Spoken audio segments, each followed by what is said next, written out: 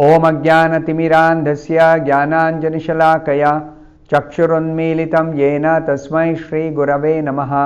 Nama Om Vishnupadaya Krishna Presthaya Bhutale Srimate Bhaktivedanta Swamin Niti Namine.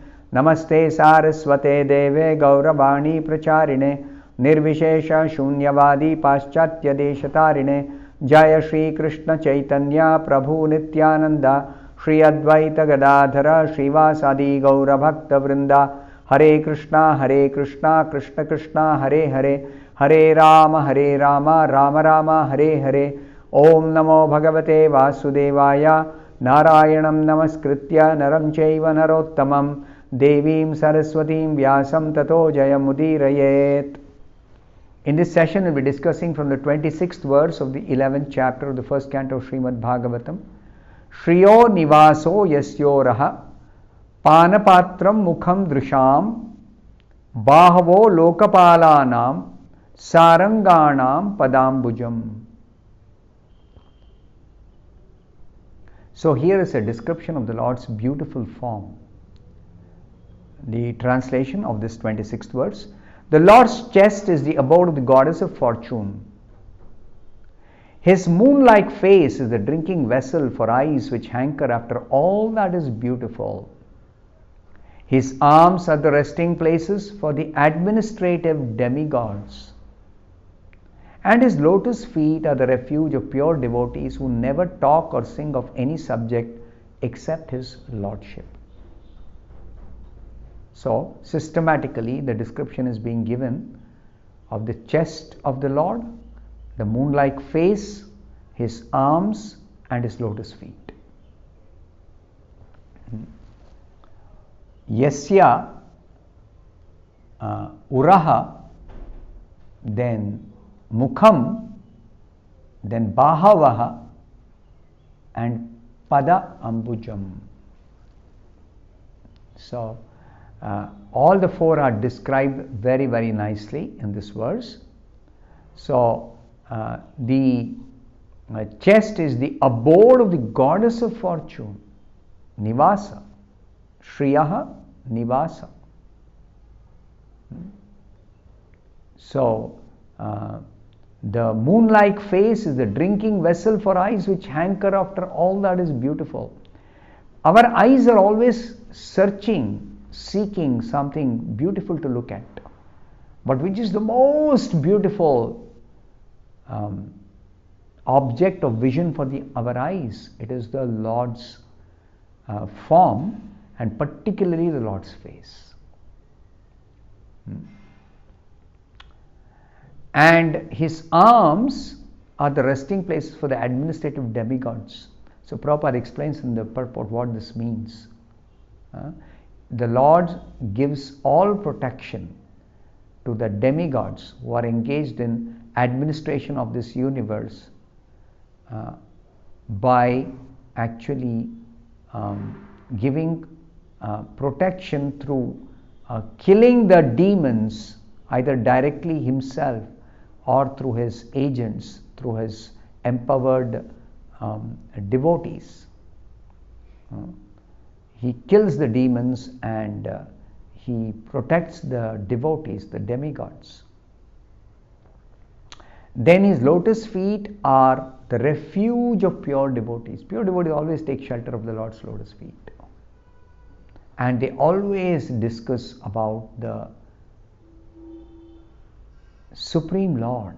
Their only topic of discussion among themselves is the Supreme Lord. Kathayantascha mam nityam, Krishna says in Bhagavad Gita. So in the purport, Srila Prabhupada explains, there are different classes of human beings, all seeking different enjoyments from different objects.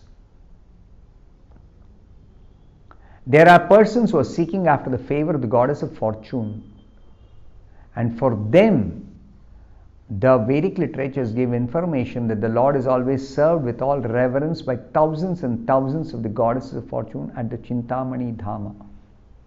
This is the verse in the Brahma Samhita. Chintamani prakara sadmasu kalpa vriksha lakshavriteshu surabhi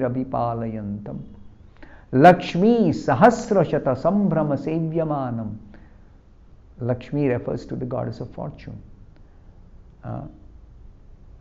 Sahasra Shata, hundreds of thousands of goddesses of fortune are serving him with great reverence. Sambhrama Sevyamanam.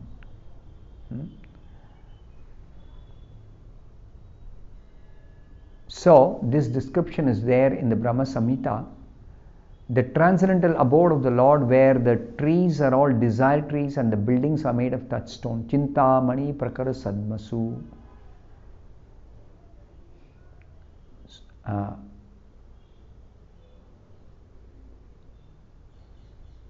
The trees are desire trees.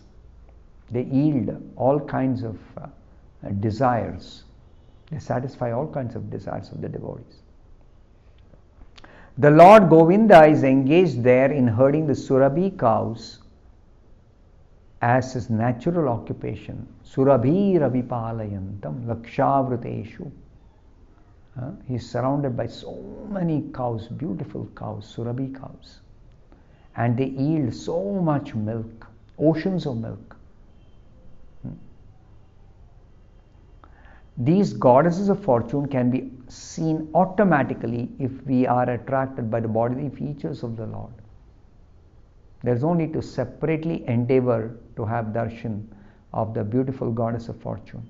Simply darshan of the Lord's transcendental form means we can simultaneously have darshan of the goddess of fortune, because she always resides on the chest of the Lord. Now Srila Prabhupada makes a remark about the impersonalists. He says, the impersonalists cannot observe such goddesses of fortune. Why? Because of their dry speculative habit. So their speculation leads them to conclude that absolute truth is impersonal, no form, no personality. This is their conclusion. So when they cannot see the form of the Lord, they can neither see the form of the goddess of fortune, the beautiful form of the goddess of fortune, because she always resides on the chest of the Lord.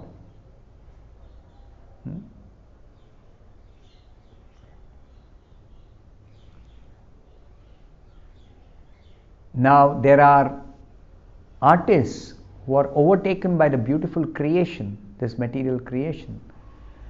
Prabhupada says they should better see to the beautiful face of the Lord for complete satisfaction. Artists want to paint something very beautiful. They admire the creation. But millions and billions of times more beautiful is the beautiful face of the Lord.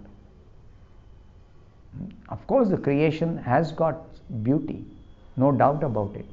But that's just a reflection of the original beauty of the face of the Lord.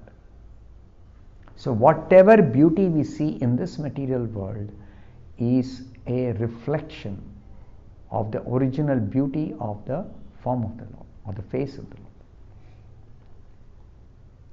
The face of the Lord is the embodiment of beauty. All beauty is there in the face of the Lord. What they call beautiful nature is but a smile. What they call the sweet songs of the birds are but specimens of the whispering voice of the Lord. See, this is a description in the Bhagavatam 2nd canto about the Lord's beauty and Lord's melodious voice that is manifest in this material world as a reflection. There are administrative demigods in charge of departmental service of cosmic management, and there are tiny administrative gods in the state service. They are always afraid of other competitors, those in power, position of power in this material world. They are fearful of competitors who may overtake them. But if such administrative gods or administrative demigods, if they take shelter of the arms of the Lord can protect them always from the attacks of enemies. This is always a fact. Pure devotees always take shelter of the Supreme Lord's arms. So pure devotees are never afraid. Never afraid. They're called abhaya, nirbhaya. A faithful servant of the Lord engaged in the service of the administration is the ideal executive head and can well protect the interest of the people in general. Like Yudhishthira Maharaj, Parikshit Maharaj. They were ruling the whole world. But because they had taken protection of the Supreme Lord, they were able to give protection to the citizens. They were able to give proper protection to the citizens. Other so-called administrators are symbols of anachronisms leading to the acute distress of the people who are governed by them. These materialistic administrators, their own life is in danger. What to speak of them giving protection to the citizens they are ruling? It's not possible. They cannot give real protection. They may try, but they are invariably defeated by more powerful persons. That's the nature of this material world. But any administrator can remain safely under the protection of the arms of the Lord. That's what is meant by telling his arms are the resting place for the administrative demigods. The Lord's arms are worthy of taking shelter because they can give protection to anyone and everyone in this material world. So, Prabhupada explains the word Saranganam. So Prabhupada says the essence of everything is the Supreme Lord, and therefore he is called Saram. Saram is the essence. And those who sing and talk about him are called Sarangas, or the pure devotees. The pure devotees are called Sarangas because they are always singing and glorifying and talking about the Supreme Lord, who is the essence of everything, Sara. So they are called Saranga. The pure devotees are always hankering after the lotus feet of the Lord. Why? Prabhupada explains, the lotus has a kind of honey which is transcendently relished by the devotees.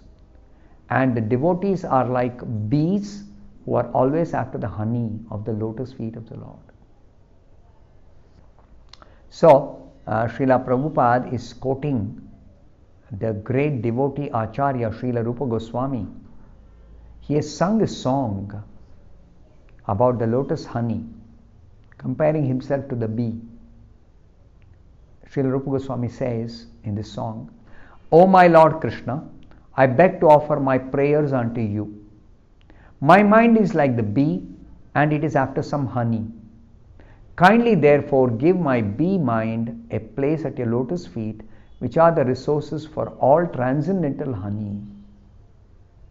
I know that even big demigods like Brahma do not see the rays of the nails of your lotus feet, even though they are engaged in deep meditation for years and years together. Still, O infallible one, my ambition is such, for you are very merciful to your surrendered devotees. O Madhava, I know also that I have no genuine devotion for the service of your lotus feet, but because your Lordship is inconceivably powerful, you can do what is impossible to be done. Your lotus feet can deride even the nectar of the heavenly kingdom, and therefore I am very much attracted by them. O Supreme Eternal, please therefore let my mind be fixed at your lotus feet, so that eternally I may be able to relish the taste of your transcendental service. This is the beautiful prayer offered by Srila Rupa Goswami, the Acharya in the Gaudiya Vaishnava Sampradaya. So, the devotees are satisfied with being placed at the lotus feet of the Lord because there is a certain honey to be relished by the devotees who take shelter of the lotus feet of the Lord. I'll stop here. Thank you very much. Hare Krishna.